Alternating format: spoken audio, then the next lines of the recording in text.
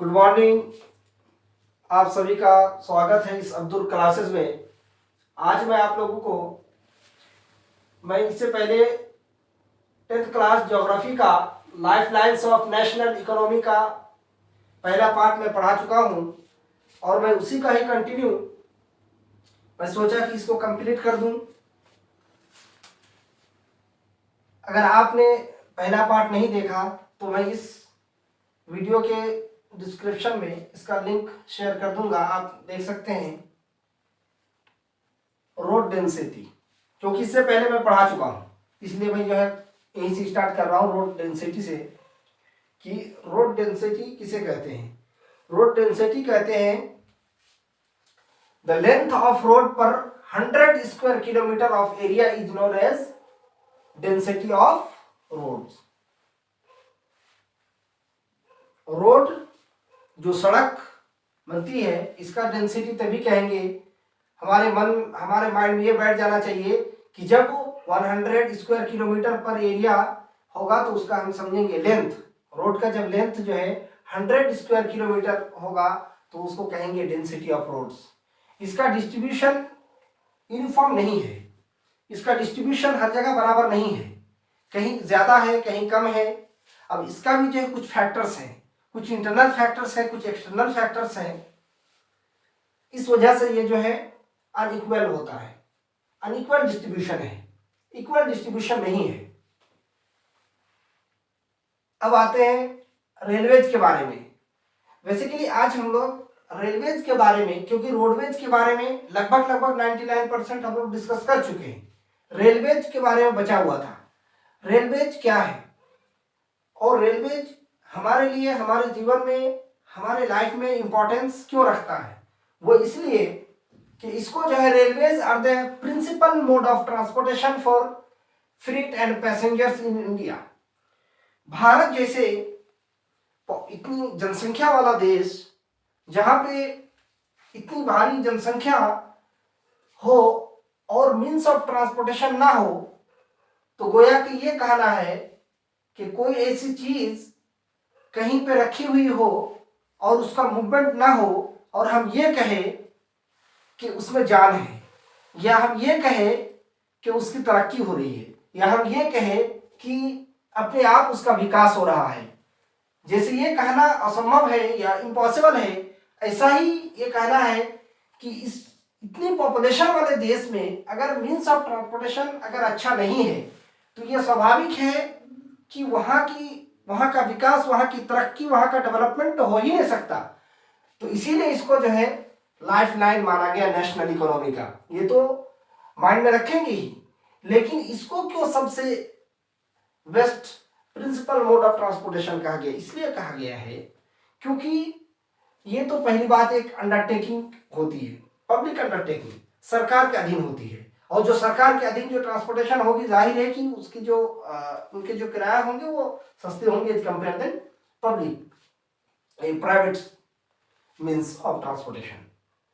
और दूसरी बात यह है कि जो गुड्स हैं, जो सामान हैं, जो चीजें हैं, उसको एक जगह से दूसरी जगह ले जाने में आसानी होती है और सबसे चीपेस्ट में, सबसे कम पैसे में जो है उसको बाय रेलवे जो है एक जगह से दूसरी जगह आप उसको ले जा सकते हैं। पैसेंजर्स, अब मान लीजिए कि अगर बस से आप जाएंगे दिल्ली टू बिहार या दिल्ली टू महाराष्ट्र या अन्य स्टेट जाना चाहेंगे तो आपको ज़्यादा फेयर पड़ेगा, ज़्यादा किराया देना पड़ेगा। लेकिन वहीं अगर आप रेलवे में सफ़र करते हैं तो आपको कम पैसे में वेस्ट सफ़र करने को मिल जाएगा, वेस्ट जर्नी आपका हो जाएगा। तो इससे ये पता चलता है कि ये हमारा चीपेस्ट ट्रांसपोर्टेशन है और सबसे चीपेस्ट मीन्स ऑफ ट्रांसपोर्टेशन है और सबसे अच्छा साधन है और सबसे सेफ भी माना जाता है। The Indian railway is the largest public sector undertaking in the country. India में सबसे अगर लार्जेस्ट पब्लिक सेक्टर अंडरटेकिंग अगर माना जाए तो ये रेलवेज को ही माना जाता है। लेकिन अब इसको प्राइवेटाइजेशन होने जा रहा है, तो ये अलग बात है कि फिर इसके अलग इम्पोर्टेंस और अलग तरीके से लोग आलोचना करेंगे। फर्स्ट ट्रेन जो स्टीम्ड भाप इंजन, जिसको भाप इंजन कहते हैं, सबसे पहले ट्रेन जो चलाई गई थी वो मुंबई टू थाने। कहा? मुंबई टू थाने। कितने किलोमीटर्स? Only 30 kilometre. और कब? इन 1853, 1853 में मुंबई टू थाने के लिए चलाई गई थी। The Indian railway is now reorganised into 16 zones. कितने जोन्स में बटे हुए हैं? 16 जोन्स में।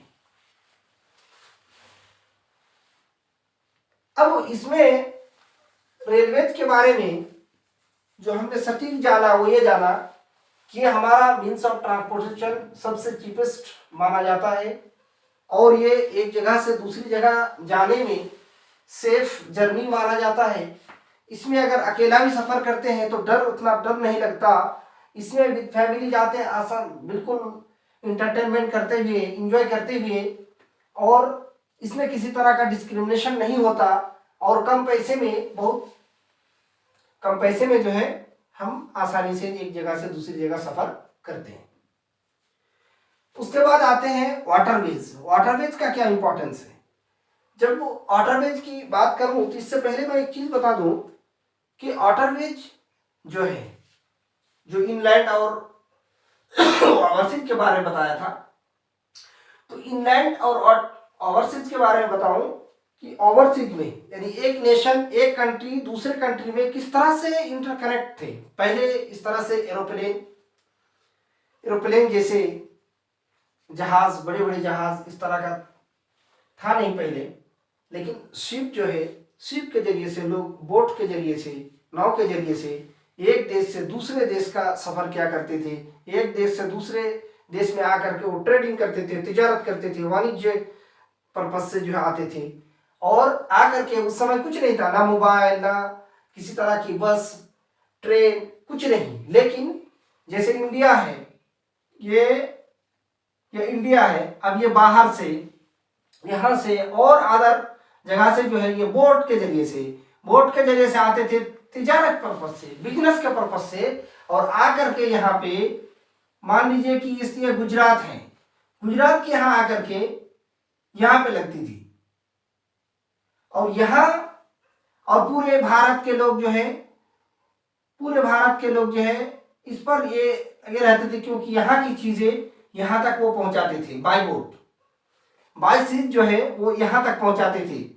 तो वो जो ट्रेडर्स हुआ करते थे, वो ट्रेडर्स अपने गुड्स के साथ वो आते थे, आकर के यहाँ पे वो रखते थे। और यहाँ पे एक बहुत बड़ा जो है, जिसको हम लोग अभी सायरन कहते हैं, जब कोई चीज होती है, अभी भी यूनिवर्सिटी वगैरह में है सायरन, जो बजा दिया जाता है तो वहाँ पे मीटिंग कुछ बुलाना होता है तो उसको बजाते थे, इसका मतलब वो बुला रहे हैं, उस जगह जो है बुलाया जा रहा है लोगों को।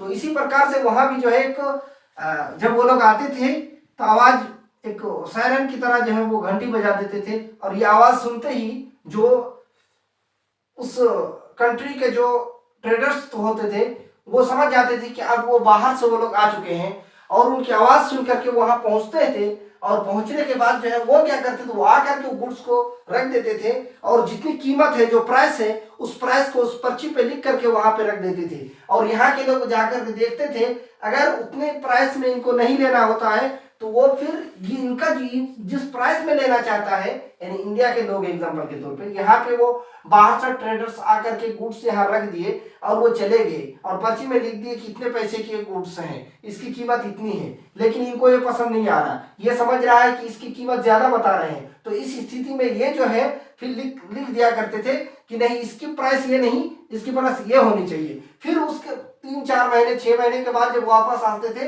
जब देखा कि हमारा सामान एज इट इज वैसे ही रखी हुई है वो सारी चीजें, और उन्होंने नहीं लिया, उन्होंने प्राइस डाल दिया कि इतने पैसे में, अगर उसको देना होता था तो फिर वो लिख देते थे कि हाँ इतने पैसे में लेना। इस तरीके से वो ट्रेडिंग, गोया कि मैं बताना यह चाह रहा था कि ये वाटरवेज का इतना इंपॉर्टेंस है कि बाय सीज, बाय ओवरसीज लोग एक देश से दूसरे देश आकर के आसानी से किस तरह से दूसरे देश के साथ कांटेक्ट करके जो है ट्रेडिंग का काम जो है कर रहे थे। और आज भी अगर हम देखें, भले एरोप्लेन हो जाए और चीजें हो जाए, लेकिन उसके कंपेयर में जब वाटरवेज के बारे में सोचे कि इस वाटरवेज में, इस ट्रांसपोर्ट में सबसे चीपेस्ट मैं मानता हूं।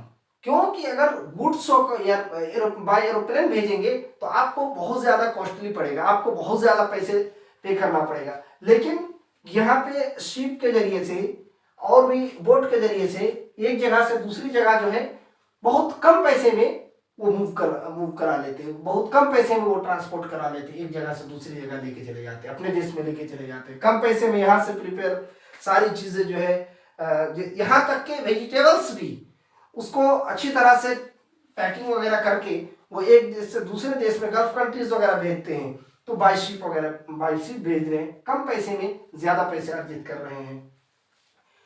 और इसी तरीके से जिस तरह से मैंने national highway, state highways, quadrilateral super highways, district roads इस तरह से पढ़ाया था, सेम इन द वे इसमें भी जो नेशनल वाटरवेज हैं, जैसे the Ganga river between Allahabad and Haldia, जो 1620 किलोमीटर इसकी जो लंबाई है, जो लेंथ है वो 1620 किलोमीटर है। और इसको नेशनल वाटरवेज, जैसे NH1 कहते थे वहां NH1, NH2, NH3, in the same way ये नेशनल वाटरवेज 1 है। दूसरा हमारा है the Brahmaputra river between Sadiya and Dhubri, ये 891 किलोमीटर, नेशनल वाटरवेज नंबर 2। तीसरा हमारा है द वेस्ट कोस्ट कैनल इन केरला, जिसको नेशनल वाटरवेज 3 का नाम दिया गया। अदर जैसे गोदावरी, कृष्णा, बारक, सुंदरबंस, इस तरह से जो है एटसेट्रा, इस तरह से मतलब जो है वाटरवेज है। 95% of the countries trade volume, अगर देखा जाए पूरे देश का, पूरे कंट्री का, कि 95% जो ट्रेडिंग वॉल्यूम, कंट्री का जो ट्रेड वॉल्यूम है वो कवर करता है कौन? वाटरवेज केवल। यानी 68% मैंने यहां लिख रखा है under bracket, 68% in terms of value. अगर वैल्यू में अगर देखा जाए तो 68% जो है वो वाटरवेज के थ्रू से ही हमारा ये कैरी करता है, मूव करता है बाई सी। आई होप कि आपको रोड डेंसिटी, रेलवेज, वाटरवेज के बारे में जो बताया गया आप लोगों को समझ में आया ही होगा कुछ।